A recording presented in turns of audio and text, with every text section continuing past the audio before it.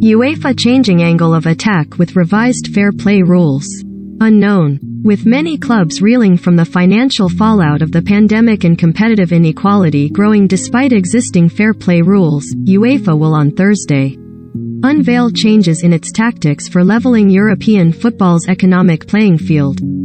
After months of discussions, UEFA is expected to adopt an overhaul of the Financial Fair Play (FFP) system introduced in 2010 to stop clubs piling up debts in their pursuit of trophies. The focus will change from requiring clubs to balance their books to curbing spending on salaries, transfer fees and agent commissions.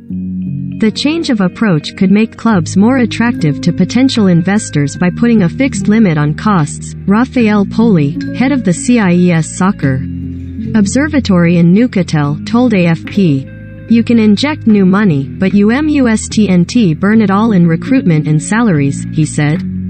Even the big clubs are victims of this salary inflation, while feeding it. In 12 years, FFP has persuaded many clubs to clean up their accounts, but its limitations have become clear.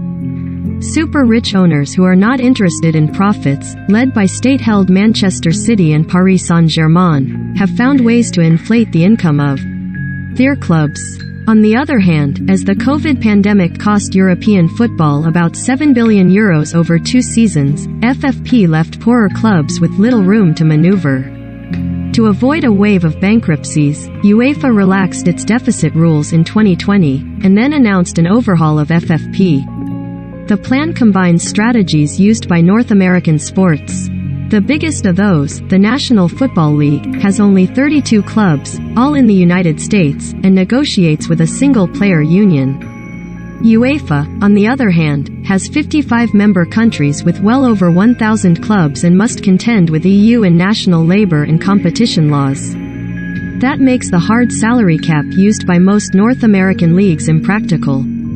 Even so, while UEFA plans to double the permitted deficit over 3 years, to €60 million, it will oblige clubs to limit wage bills. The ceiling will drop as current contracts expire, 90% of club income in 2023-2024, dropping to 70% from 2025-2026. UEFA also plans to borrow from the luxury tax used by Major League Baseball. Clubs who overspend will be fined a percentage of the overrun. The money will be redistributed among the more virtuous clubs.